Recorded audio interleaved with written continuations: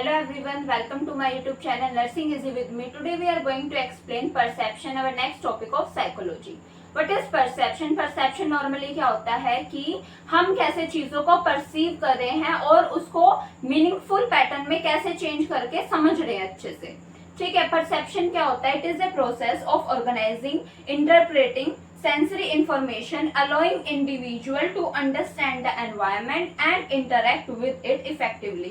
perception क्या होता है? एक ऐसा प्रोसेस होता है जिसमें हम क्या करते हैं, जो भी हमें सेंसरी इंफॉर्मेशन आ रही है उसको ऑर्गेनाइज करेंगे, इंटरप्रेट करेंगे इस लेवल में कि हम उस एनवायरमेंट के साथ उसको समझ सके, अच्छे से इंटरेक्ट कर सके एनवायरमेंट के साथ और इंटरेक्ट विद इट इफेक्टिवली वे में इंटरेक्ट कर सके.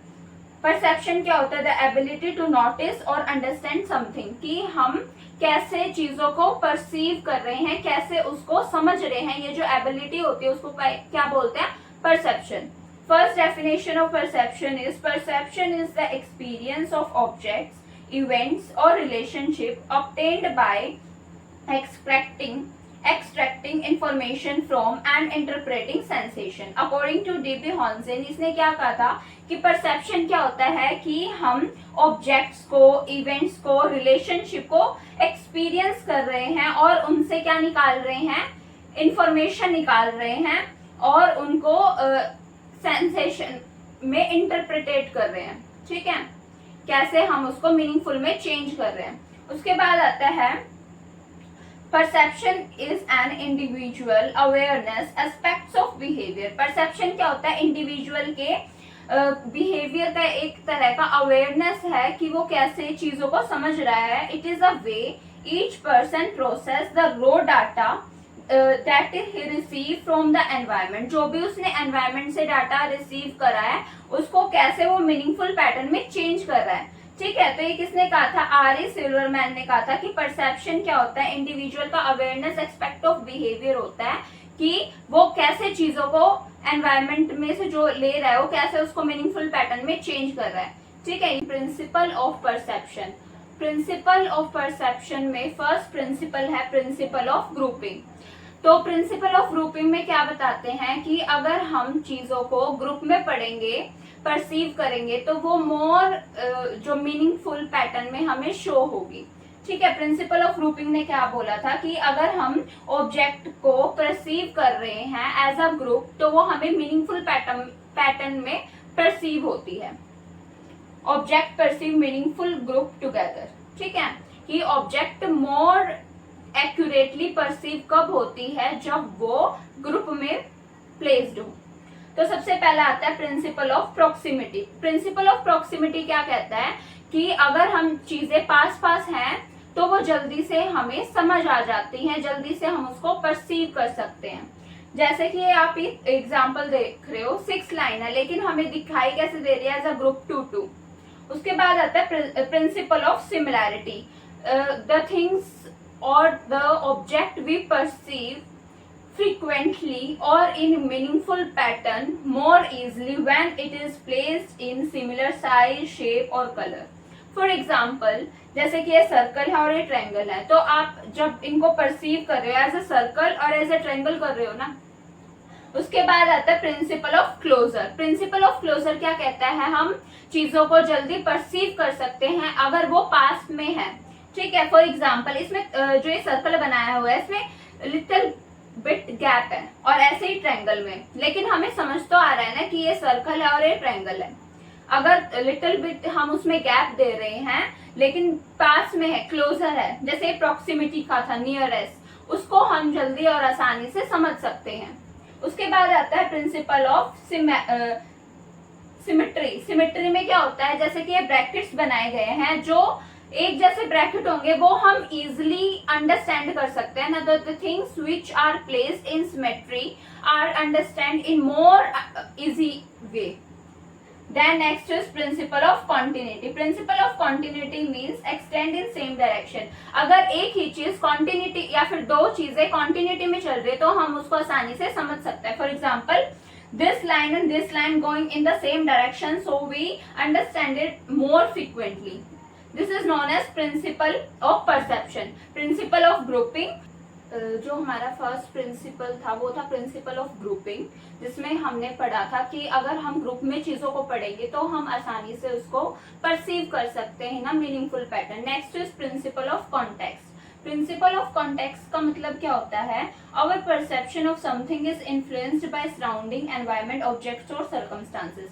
कि जो हमारा परसेप्शन है ना वो हमारे सराउंडिंग एनवायरनमेंट से भी क्या हो सकता है? इन्फ्लुएंस हो सकता है। For example, if there is a gray square which is light in color looks brighter against dark background, अगर हमारा जो बैकग्राउंड है वो डार्क है और ग्रे कलर का स्क्वायर बनाया है तो हमें वो चीज अलग से दिखाई दे जाएगी। ठीक है, इसका अपोजिट करेंगे तो भी कि ग्रे कलर का अगर हमारा बैकग्राउंड है और जो ब्लैक कलर की चीज है वो हमें आसानी से परसीव हो जाएगी। ठीक है, कॉन्टेक्स्ट का मतलब यही होता है कि जो हमारे सराउंडिंग है वो भी हमारे परसेप्शन को कैसे इन्फ्लुएंस करते हैं। ठीक है, नेक्स्ट आता है perception of contrast. Perception of contrast का मतलब है कि जो चीजें अलग होती है, डिफरेंट होती है, वो हम आसानी से परसीव कर सकते हैं। Stimuli that are in sharp contrast to nearby stimuli may draw our maximum attention and carry different perceptual effects। ठीक है, जो चीजें हमें अलग से दिखाई देंगी वो हमारा अटेंशन जल्दी गेन करते हैं। फॉर एग्जाम्पल, मैंने एक सर्कल बना रखा है, वो बिग इन साइज है and all are in small in size. In next we make a circle which is in smaller in size and in front of it there are big size of circle.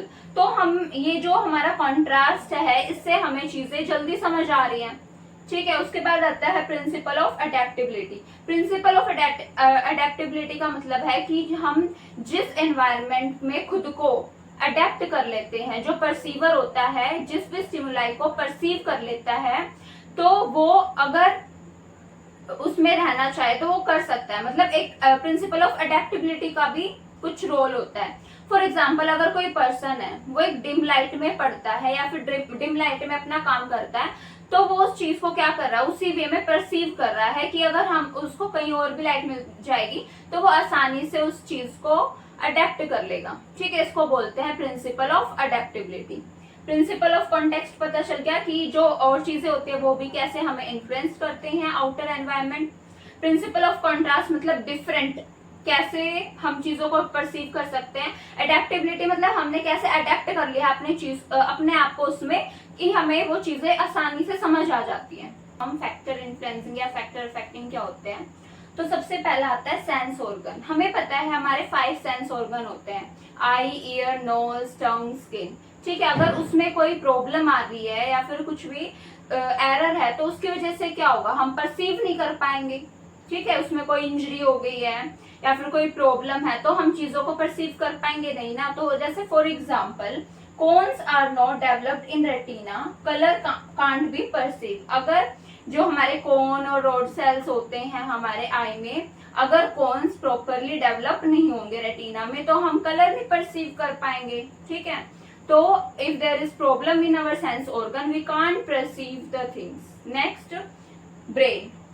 If there is problem in our brain, then we can't perceive the thing. For example, if auditory area destroyed, not have auditory perception, अगर हमारे brain का auditory area क्या हो गया है, blocked हो गया है या फिर उसमें कोई प्रॉब्लम आ गई या फिर उसमें कोई इंजरी आ गई है तो हमारा जो ऑडिटरी परसेप्शन है वो क्या हो जाएगा, हो नहीं पाएगा। नॉट हैव ऑडिटरी परसेप्शन, हम ऑडिटरी परसीव ही नहीं कर पाएंगे चीजों को।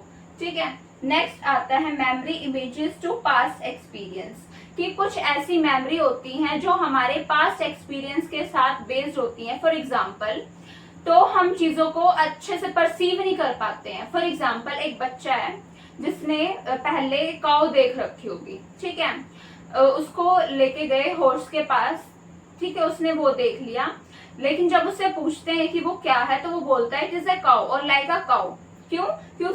उसके माइंड में जो उसने क्या परसीव कर लिया है, क्योंकि वो काऊ जैसी ही दिखते हैं तो उसने क्या परसीव कर लिया है कि ये काऊ है, लेकिन वो एक्चुअली में क्या है, हॉर्स। तो कुछ ऐसी मेमोरी होती है जो हमारे पास्ट एक्सपीरियंस पे होते हैं जो हमारे परसेप्शन को अफेक्ट कर सकती है। ठीक है, a child who come in contact with horse have already seen a cow, when he is asked what horse he may say cow और लाइक अ काउ, ठीक है। जब वो हॉर्स को देखता है तो वो बोलता है काउ है। Next, personal interest and mindset, कि हमारा कुछ पर्सनल इंटरेस्ट और माइंडसेट भी हमारे एक फैक्टर बन सकता है अफेक्टिंग किसको, हमारे परसेप्शन को, ठीक है। क्योंकि अगर हमारा स्ट्रॉन्ग मोटिव होगा, स्ट्रॉन्ग माइंडसेट होगा, तो हम चीजों को आसानी से और क्विकली परसीव करेंगे। अगर हमारा जो मोटिव स्ट्रॉन्ग नहीं है, माइंडसेट भी नहीं है, तो हम चीजों को परसीव नहीं कर सकते। Next, acquired interest. Acquired interest का मतलब क्या होता है कि कोई, इसका मैं एग्जांपल देती हूँ, कोई पर्सन है जिसको ना स्टैम्प कलेक्ट करने का एक क्या है, हॉबी है, ठीक है। तो वो कोई भी लेटर देखेगा, उस पर स्टैम्प देखेगा, तो वो आसानी से समझ जाएगा ये कौन सा स्टैम्प है, ठीक है। तो एक परसीव जल्दी कर लेगा। तो ये होता है एक्वायर्ड इंटरेस्ट, कि उसने उस चीज को एक्वायर कर रखा है, तो वो आसानी से उस चीज को परसीव कर पा रहा है। नेक्स्ट आता है needs, desire. Needs and desire कैसे हमारे परसेप्शन को अफेक्ट करती हैं। जो हमारे नीड होते हैं और जो हमारे डिजायर्स होते हैं वो हमारे परसेप्शन को मॉडिफाई कर देते हैं, ठीक है। उसके बाद आता है एरर्स इन परसेप्शन में इल्यूजन एंड हेलुसिनेशन। इल्यूजन में क्या होता है कि हम कोई भी एक्सटर्नल स्टिमुलाई उसको मिस इंटरप्रेट कर लेते हैं, मिस इंटरप्रिटेशन कर लेते हैं, उसको बोलते हैं इल्यूजन। इसका एग्जांपल है, अगर कोई रॉक गिरी हुई है लेकिन हम उसको स्नेक परसीव कर रहे हैं, तो ये आता है errors in perception, illusion. Hallucination में कोई एक्सटर्नल स्टिमुलाई प्रेजेंट नहीं होता, लेकिन फिर भी हम रॉन्ग परसेप्शन कर लेते हैं, मिस इंटरप्रिटेशन कर लेते हैं, तो ये हमारा क्या होता है, हेलुसिनेशन। डिफरेंट टाइप के होते हैं, ऑडिटरी, ठीक है, auditory hallucination, tactile hallucination, sense hallucination, ठीक है।